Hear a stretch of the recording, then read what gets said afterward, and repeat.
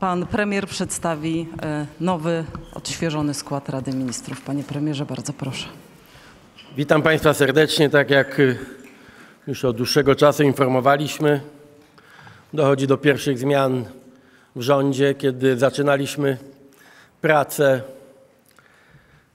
jako przedstawiciele koalicji 15 października, kiedy tworzyliśmy rząd, z góry zapowiadałem, ci, którzy mnie znają i pamiętają z dawnych lat, z pierwszej kadencji premierowania, wiedzą, że nikt włącznie ze mną nie powinien się przywiązywać za bardzo do myśli, że jest wieczny. I ta zasada wynika z takiego głębokiego przekonania, że my jesteśmy tutaj po to, żeby maksymalnie, optymalnie wykorzystywać możliwości, okoliczności i liczy się wyłącznie interes publiczny, interes państwowy. Dlatego nie ma się też co doszukiwać jakichś tajemniczych okoliczności. Ministrowie, którzy dzisiaj żegnają się z państwem w roli ministrów, wykonali swoje zadanie, jakie postawiliśmy sobie, i oczekiwałem od tych ministrów działania efektywnego, czasami twardego. Te pierwsze miesiące, i chyba dobrze mnie zrozumiecie, kiedy użyję tej metafory, ale to były miesiące rozbijania muru. Dzisiaj nadchodzi czas porządkowania. I to jest jeden z powodów, dla których, nie dotyczy to każdego przypadku, ale dla których zdecydowaliśmy się wspólnie na te zmiany. Chciałem bardzo serdecznie podziękować, tak będę patrzył pierw na moją prawą stronę, panu ministrowi Hetmanowi. Bardzo dziękuję, Krzysztofie, za kawał dobrej roboty.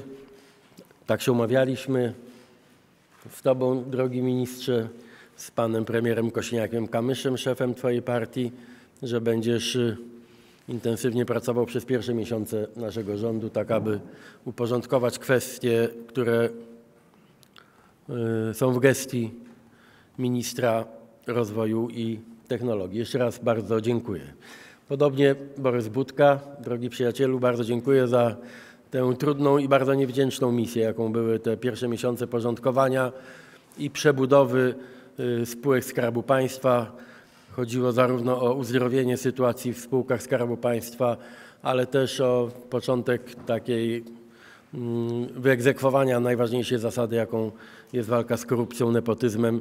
I ten najtrudniejszy początek, jesteśmy tutaj w połowie drogi oczywiście, ale ten najtrudniejszy początek został wykonany. Dziękuję bardzo, drogi Borysie, że robiłeś to i z klasą, bez emocji. Może nie wszyscy byli zadowoleni z tempa, bo niektórzy, ale właśnie dokładnie o to chodziło, żeby to nie było w zapale rewolucyjnym, tylko metodycznie, spokojnie, zgodnie z prawem i zgodnie z interesem publicznym. Jeszcze raz bardzo dziękuję.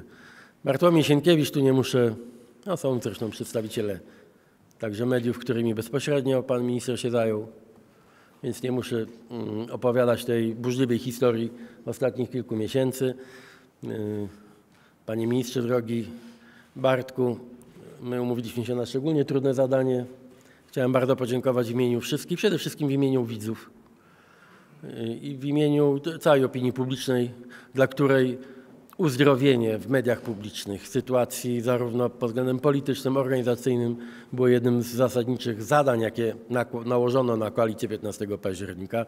Jeszcze raz dziękuję za wykonanie zadania. Będę o tym nie tylko ja bardzo długo pamiętał i życzę powodzenia w nowej roli. Pan minister Marcin Kierwiński zaczął bardzo spektakularnie swoje urzędowanie, chyba ku satysfakcji wszystkich, którzy wierzyli w to, a to w Polsce nie jest tak łatwo uwierzyć, że idzie się po władzę po to, żeby egzekwować prawo, a nie żeby szukać własnych interesów albo szukać wygodnego sposobu sprawowania władzy. Podjął się decyzji najtrudniejszych, niektórym się wydawały nawet może karkołomne, ale słowo karkołomne oznacza, że ktoś może kark złamać na tym, co robi. Marcin Kierwiński wykonał bardzo trudne zadania i przetrwał burzę. przetrwał ataki tych, którzy myśleli, że bezkarność będzie na stałe wpisana w rzeczywistość Rzeczpospolitej. Bardzo dziękuję, Marcinie, drogi przyjacielu, za to, że Polacy dzięki Tobie odzyskali wiarę w to, że polityk nie będzie bezkarny tylko dlatego, że jest politykiem. I będziemy oczywiście kontynuować to, co z taką energią i z takim hukiem rozpocząłeś. Po mojej lewej stronie, po Państwa prawej, nowi. No, zaczynamy od pana ministra Tomasza Siemoniaka, który debiutantem nie jest. Do tej pory pełnił rolę w moim rządzie ministra konstytucyjnego odpowiedzialnego za koordynację służb specjalnych. Zastąpi na stanowisku ministra spraw wewnętrznych i administracji pana Marcina Kierwińskiego. Ja nie muszę nikomu tutaj szerzej przedstawiać sylwetki pana Tomasza Siemoniaka. Był wicepremierem w moim rządzie i w rządzie pani premier Ewy Kopacz, był wiceministrem spraw wewnętrznych i administracji, był ministrem obrony narodowej i w tej roli pełnił także właśnie funkcję wicepremiera w poprzednich dwóch rządach Platformy Obywatelskiej. Bardzo chcę, też ze względu na okoliczności, nie muszę nikogo przekonywać, współpracujemy ze sobą. Ty byłeś bardzo młodym człowiekiem, a ja w średnim wieku. Kiedy rozpoczęliśmy współpracę w roku 90 czy 89? W 90. Więc jak się Państwo domyślacie, mam bezgraniczne zaufanie do ministra Tomasza Siemoniaka i dlatego nie waham się powierzyć mu obie funkcje. Będzie pełnił rolę ministra spraw wewnętrznych i administracji i równocześnie koordynatora do spraw służb specjalnych. Sytuacja w Polsce, sytuacja na naszych granicach, ten ciągły stan zagrożenia, między innymi w relacjach z Białorusią, to wszystko każe nam wzmocnić rząd i służby i jeszcze lepiej koordynować działania wszystkich służb odpowiedzialnych za bezpieczeństwo kraju. I tutaj doświadczenie także wyniesione z kierowaniem Ministerstwem Obrony Narodowej także się przyda. Liczę na bardzo dobrą współpracę pana premiera Tomasza Siemoniaka z premierem Kosiniakiem-Kamyszem w tej kwestii. Przy tej okazji powiem, że będziemy świadkami tej współpracy także dzisiaj. Za kilkadziesiąt minut ponownie spotka się na mój wniosek Kolegium do Spraw Służb Specjalnych. Będziemy kontynuować rozmowę dotyczącą wpływów rosyjskich i białoruskich na życie publiczne i na sytuację w Polsce przed laty. Między innymi, tak jak oczekiwałem, minister Siemoniak przygotował projekt ustawy, zgodnie z którą powstanie taka już konstytucyjna i skuteczna komisja, która będzie badała wpływy w poprzednich latach, wpływy Rosji i Białorusi na to, co w Polsce się działo. To będzie jeden z punktów, także sytuacja na granicy białoruskiej. Także pan minister Siemoniak akurat w roli wyjątkowej, bo będzie robił to, co robił i będzie robił również to, co robił jego poprzednik. Na ministra kultury będę proponował panu prezydentowi Dudzie panią Hannę Wróblewską. Też ją znacie. Ci wszyscy, którzy są zainteresowani polską kulturą, wiedzą i rozumieją bardzo dobrze moje motywacje. Kiedy zaproponowałem pani Hannie Wróblewskiej to stanowisko, nie wahała się ani chwili, chociaż jest osobą znaną ze skromności, ale nie wahała się nawet sekundy i przyjęła na siebie tę odpowiedzialność w resorcie trudnym, wymagającym. Na szczęście, jeśli chodzi o środowiska polskiej kultury, polskiej sztuki, muzealnictwa, ja nikogo nie będę musiał do nowej pani ministry przekonywać. Całe jej życie, dorobek, to są najlepsze argumenty na rzecz tej nominacji. Także jestem absolutnie przekonany, że nowa pani minister będzie nie tylko pani minister od poniedziałku oczywiście formalnie Hanna Wróblewska. Tak jak powiedziałem, ludzie kultury i sztuki znają ją bardzo dobrze. Jestem przekonany, że z wielką satysfakcją przyjmą te nominacje. Będzie nie tylko kontynuowała te trudne dzieła, jakie zaczął i doprowadził do finału minister Sienkiewicz, ale z racji jej doświadczenia, wieloletnia dyrektor Zachęty. Państwo pamiętacie, było też wokół finału jej pracy w Zachęcie sporo emocji. Muzeum Getta. No, galerie, muzea, mówię o galeriach malarskich, muzea, sale koncertowe, teatry to jest żywioł nowej pani minister. Dlatego jestem przekonany, że będziemy świetnie współpracowali ze wszystkimi środowiskami, które tworzą polską kulturę i polską sztukę. Jakub Jaworowski, ciągle młody polityk i fachowiec, ekspert, chociaż mieliśmy okazję współpracować już kilkanaście lat temu. Dokładnie nie pamiętam, kiedy zostałeś, drogi Kubo, sekretarzem mojej Rady Gospodarczej. Równo 10 lat temu.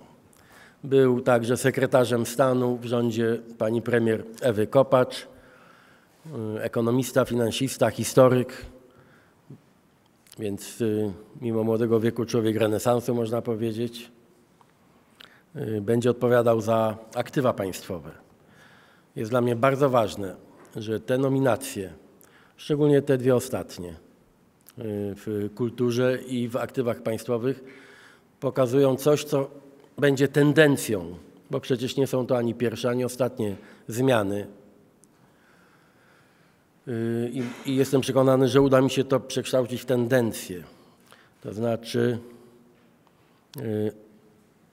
w rządzie powinno pracować możliwie dużo ludzi, którzy nie są dedykowani wyłącznie polityce, ale których dorobek, także aspiracje, wykształcenie, dotychczasowa aktywność będzie sprzyjała bez wątpienia merytoryczności decyzji, które będą zapadały. Spółki Skarbu Państwa oczywiście będziemy dalej czyścić, bo to ciągle mimo wysiłków Borysa Budki tam jeszcze jest sporo do wyczyszczenia. Jak wiecie, nie muszę tego nikomu uświadamiać, ale no symbolem całego tego bałaganu stał się pan Obajtek i sytuacja w Orlenie. Tam już ten proces czyszczenia trwa, ale na pewno jeszcze bardzo dużo zadań w tej kwestii, w tej przestrzeni czeka nowego ministra, ale nam też bardzo zależy, żeby spółki Skarbu Państwa, szczególnie te o strategicznym znaczeniu, prowadziły wspólnie z rządem przemyślaną strategię na rzecz polskiej gospodarki, bezpieczeństwa energetycznego, etc. Bo nie wystarczy oczyszczenie tej stajni Jałgiasza, ale przede wszystkim i tej sprawie będzie cały swój czas poświęcał minister Jaworowski. Musimy zbudować taką przemyślaną strategię, która będzie łączyła i budowała synergię pomiędzy poszczególnymi spółkami i także rządem, bo będziemy musieli i chcemy prowadzić jednolitą strategię gospodarczą i finansową państwa polskiego. Także życzę powodzenia, też gratuluję odwagi. Wiecie, tak się niektórym wydaje, że do tych stanowisk to są długie kolejki. Jak się ludzie dokładnie dowiadują, na czym polega ta praca, no jak widzą, że nie zawsze są to długie kariery. No dzisiaj tak sobie powiedzieliśmy, że spieszmy się kochać ministrów, bo tak szybko odchodzą i coś w tym jest. Więc trzeba mieć dużo wyobraźni i determinacji i takiego autentycznego patriotyzmu, żeby decydować się na wzięcie tej odpowiedzialności na siebie. Także jeszcze raz dziękuję. Krzysztof Paszyk.